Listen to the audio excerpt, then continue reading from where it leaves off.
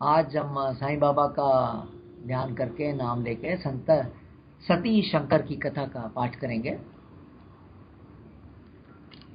तो कथा इस प्रकार है कि एक दफा प्रजापतियों का यज्ञ चल रहा था।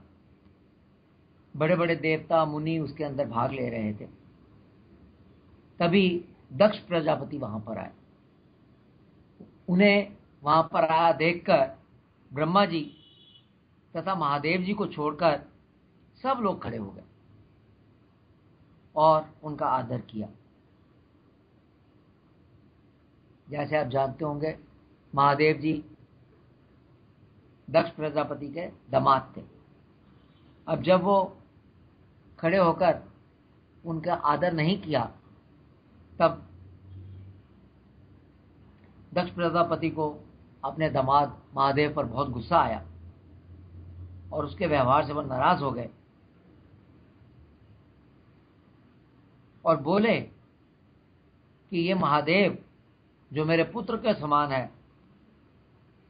परंतु इतना घमंडी है कि वो मेरा सत्कार नहीं करता और धर्म की मर्यादा को तोड़ रहा है।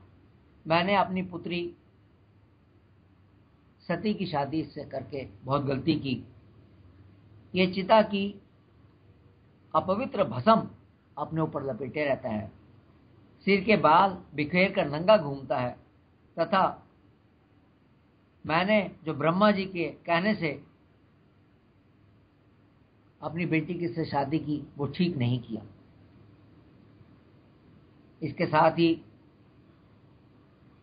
दक्ष प्रजापति जी बोले कि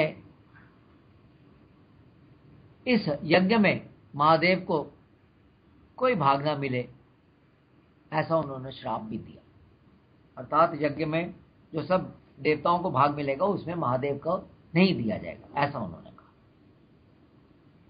यह सब सुनकर भी महादेव जी चुपचाप बैठे रहे, परंतु नंदी को बहुत क्रोध आया और उसने दक्ष प्रजापति को श्राप दिया कि क्योंकि ये शरीर को ही आत्मा समझता है, अतः ये पशु के समान है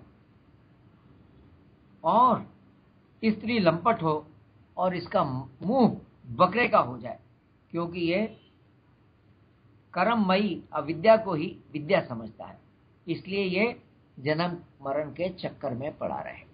तो दो श्राप उसको दिए गए। एक, उसका मुंह बकरे की तरह हो जाए क्योंकि वो शरीर को आत्मा समझता है, और दूसरी बात कि ये कर्ममयी अविद्या को विद्या समझता है, इसलिए ये जीवन मरण के चक्कर में पड़ा रहे।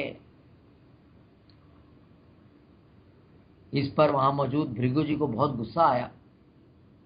वो दक्ष प्रजापति के साथ थे और उन्होंने श्राप दिया कि जो लोग शिव भक्त हैं तथा उनके भक्तों के अनुयायी अर्थात फॉलोअर्स हैं, वह लोग शास्त्रों के विरुद्ध आचरण करने वाले हों और पखंडी हों तथा शिव संप्रदाय में वही जाए जो मंदबुद्धि हो, जहां राख और हड्डियों को धारण करने वाले हैं तथा सुरा और ड्रग्स का पान करें, ऐसे ही लोग उनके फॉलोअर्स बने।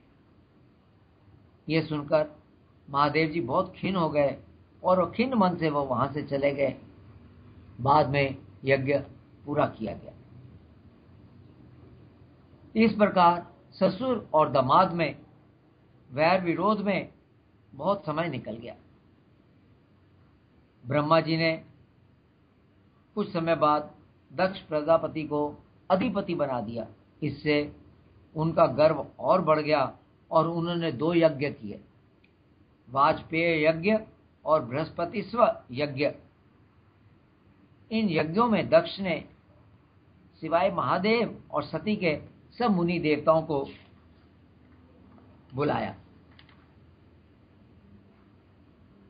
अब ऐसा हुआ कि जब सब लोग उस यज्ञ में जा रहे थे तो सती ने, जो उनकी पुत्री थी और महादेव जी की पत्नी थी, उसने उन सबको जाते हुए देखा और अपने पति से कहने लगी कि हमें भी इस यज्ञ में चलना चाहिए।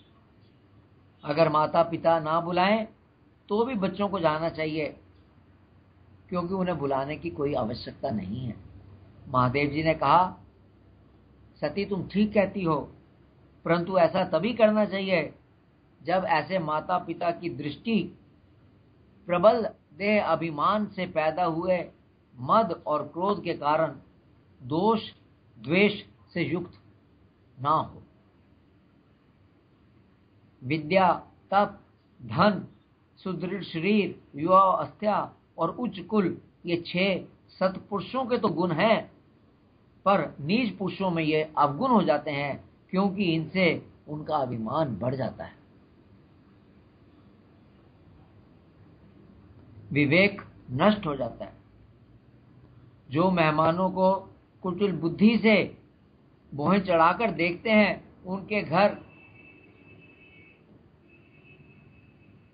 कभी नहीं जाना चाहिए, सोचकर कभी नहीं जाना चाहिए कि वह हमारे रिश्तेदार हैं।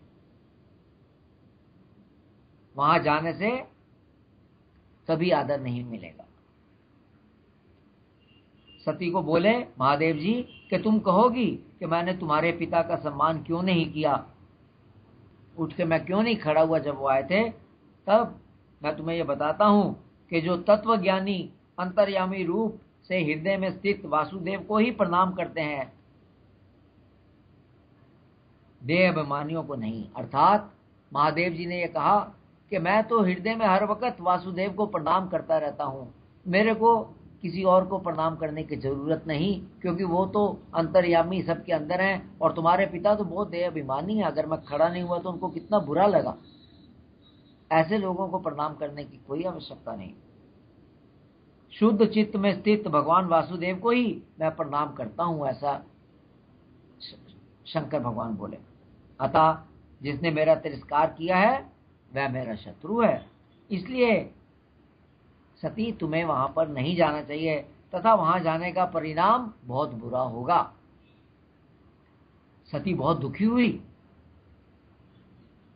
पर फिर उनकी राय को, उनके विचार को अनदेखा करके वो अपने माता पिता के घर अकेली ही चल दी। उनसे जाते हुए देखकर महादेव जी के जो पार्षद थे वो भी उनके पीछे पीछे हो लिए। उन्होंने सती को बैल पर बिठा दिया और गाना बजाने के साथ साथ करते हुए वो उसको लेकर चले।